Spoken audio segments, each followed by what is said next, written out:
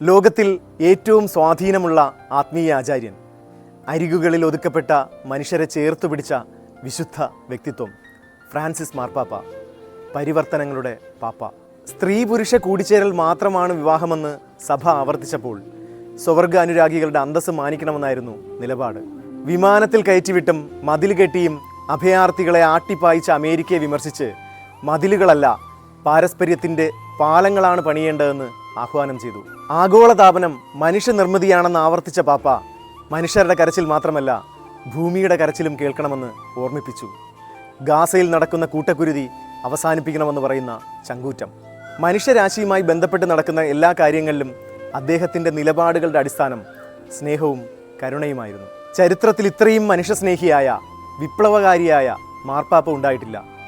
നറുപുഞ്ചിരിയുടെ സാന്ത്വനവുമായി ജനങ്ങളുടെ മനസ്സ് നിറച്ചതുകൊണ്ടായിരിക്കാം അദ്ദേഹത്തെ സ്നേഹത്തോടെയല്ലാതെ ഓർക്കാനാകുന്നില്ല. വിശ്വാസികളുടെ മാത്രമല്ല എല്ലാ മനുഷ്യരുടെയും പ്രിയപ്പെട്ട മാർപ്പാപ്പ.